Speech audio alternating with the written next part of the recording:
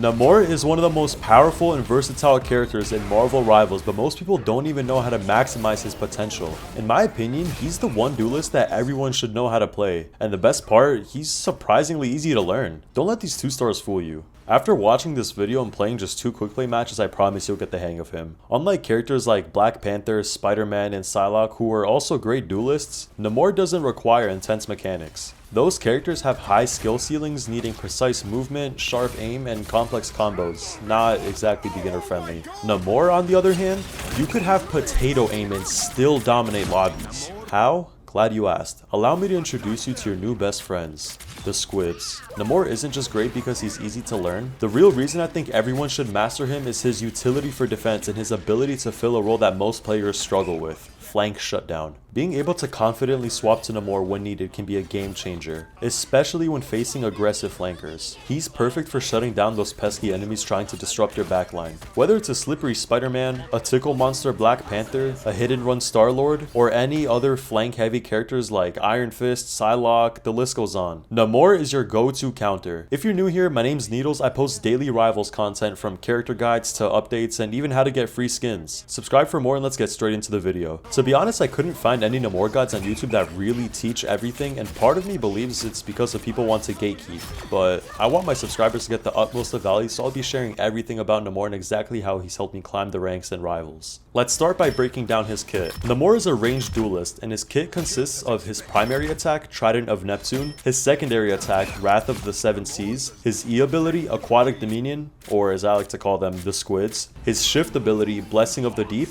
and his ultimate, Horn of Proteus. Proteus? I don't know how to pronounce that. He also has a team up ability with Luna Snow called Frozen Spawn, and this is where the real magic happens. We'll dive into that later. His primary fire launches projectile tridents that have 0 damage fall off, meaning you can, and in some situations should, just be spamming them down choke points. I'll touch up on that in a bit. His trident does 70 damage to the body and 140 to the head with a projectile speed of 120 meters per second. It does travel at an arc, so to hit those long range headshots, you'd have to aim a bit higher so that it can land on target. Namor has infinite ammo for his primary attack, meaning you don't have to reload at all. Well, you can't even if you wanted to. If it's convenient, you can even bind your reload button to one of his special attacks. To balance his infinite ammo, Namor's cooldown between his trident throws is a little over 1 second, 1.09 to be exact. Next, his E ability, the Squids. Activating it will have Namor spawn them by throwing them at a slow arced trajectory. These are basically turrets that when spawned will lock onto the nearest target and begin attacking them. Unlike his primary fire, these do have a damage fall off beginning at 20 meters and increasing to 30% at 40 meters. You get 2 charges and you're able to place both at the same time. You can only have 2 active Squids at a time though. Placing a third one with 2 already active will despawn the first one. Each default hit does 17 damage and they have a fire rate of 2 shots per second, meaning 34 damage per second.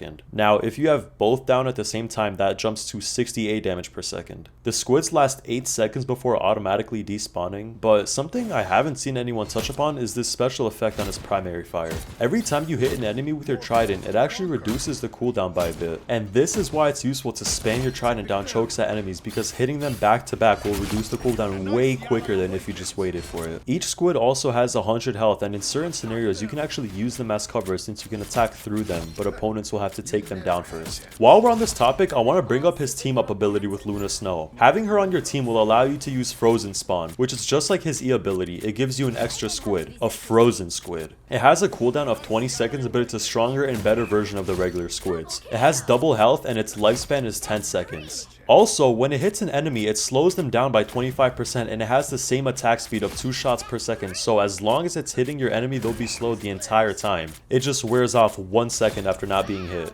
If you're going against those heavy flankers, it's crucial to save this for when they flank. Not only will it allow you to slow them, but it even does more damage at 25 damage per shot. Although you can still only have 2 Squids placed at the same time, even if it's a regular one in a frozen spawn. Regardless, this boosts his cooldown management efficiency so much, but I'll touch more on that later. Moving on to his secondary attack. It moves just like his primary fire and it does 60 splash damage in an area of 3 meters. But when you hit an enemy with it, it'll cause the Squids to focus that enemy and shoot at them in a berserk state. This speeds up their attacks to 5 shots per second at 11 damage a shot, meaning 55 damage a second. And if you have 2 Squids down, that's 110 damage per second. It only lasts 2 seconds, but that's 220 damage in 2 seconds on top of the initial 60 damage from the secondary attack. And if one of them is the frozen Squid, it does 80 damage per second. second. You can see how this would quickly wipe out a flanker or a support you're trying to focus. Now onto one of the strongest self-defense abilities. His shift will launch you upwards and put you in the shield bubble, and you're literally invincible for the 3 seconds it lasts. If you use this ability correctly, it lets you defy death even at the worst moments. If you hear any ultimate that's coming to wipe you, as long as you hit this at the right time, you'll get a chance to relocate and reset if needed. Your healers can still heal you through it, but no incoming damage can get to you. The only tricky part is the 15-second cooldown, which we'll get into soon. Finally, his ultimate. I'm not even sure what he really does. He kind of just throws a giant fish at this radius, but anyways, let's get into the details.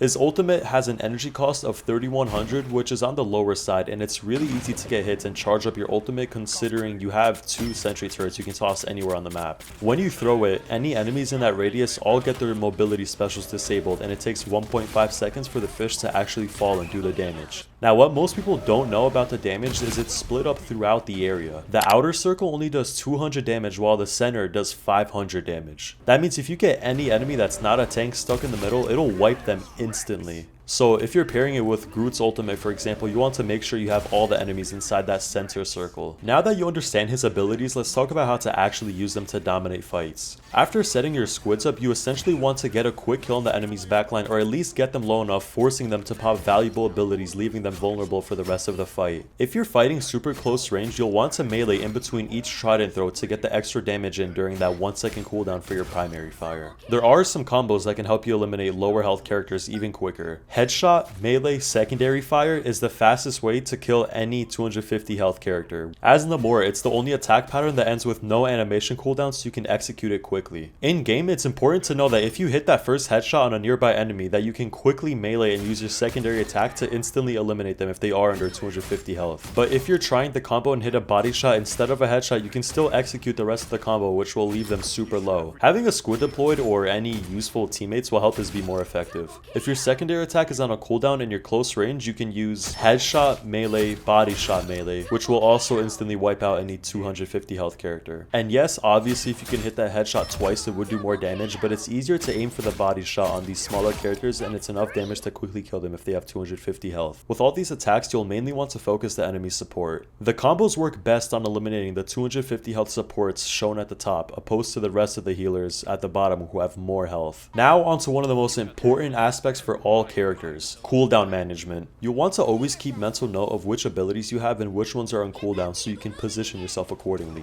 If an enemy flanker forces you to shift, it's now on a 15-second cooldown, and you want to play safer and farther back until it gets lower enough for you to confidently push in, having it ready when needed. Neglecting this will only keep you running out of the spawn room all game. This is important for all characters, but especially Namor, since every time you die, your squids die with you, making you completely useless for the time spent regrouping and allowing enemy flankers to push in on your healers. Every time Namor dies, the enemy usually gets a free push. When it comes to the squids, ideally you always want to have 2 out of 2 squids deployed. What you don't want to do is toss both right into the battlefield at the start of any fight, allowing any enemy hit scans to take them down instantly and leaving you squidless. Position them in a way where they are blocked from enemy hit scans but still have line of sights on whatever choke or objective you're playing. It's important they also have coverage for your backline, and what I like to do is toss them a little higher, that way you can shoot over most cover if any enemy flankers come around. Usually, I'd say don't randomly spam attacks into the enemies from afar if you know you're not securing a kill, because you'd only be charging the enemy's support ults. With Namor, it's a different story, and you should be constantly chucking that trident into the enemies. Like I said earlier, hitting an enemy slightly reduces that squid cooldown, and if you can land some shots back to back, you'll be able to recycle through your squids way quicker.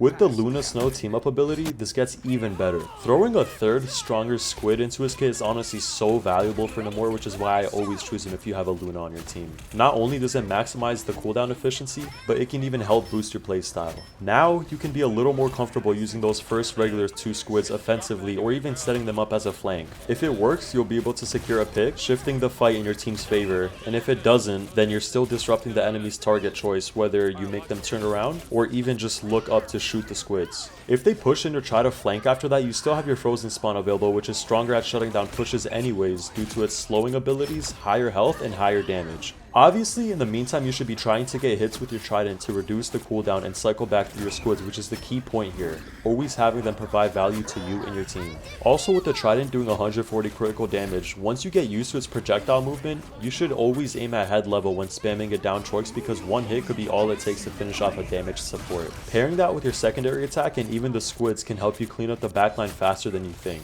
Moving on to his playstyle, we already covered his versatility, but you can be effective playing defensively in your backline or even flanking to the enemy's backline to secure some picks. You honestly just have to see how your team is positioned and play accordingly. If you see they are getting pushed back and flanked, then obviously play back with them and shut down the flankers. If they are pushing into the enemies and you can see your healers are in range, it might be a good idea to flank. You should always try to set up on height with Namor, positioning yourself above the enemies and even your squids at heights they won't naturally be looking at. I think he's best played defensively that way as a setup character similar to Loki and Penny. Get your squids in ideal spots, get height advantage, and just melt through the enemies with your trident. Some important things to take note of. If you throw your squids onto a breakable structure, if that structure is broken, the squid dies immediately. This makes it much easier for the enemies to knock out your squids, and if that's happening, you can hit B on PC to see all breakable structures and avoid placing them there. In certain situations, it might be beneficial to use the squids to body block for you, since they'll take any incoming damage and you can still attack through them. Placing them like this next to a wall or a doorway is the best way I found it to work, and if you can, throw the frozen spawn higher to cover your head since it has 200 health opposed to the regular squid's 100 health. Another quick tip, every time you use the shield bubble, use those 3 seconds to check the indicator at the bottom left to see how many squids you have deployed.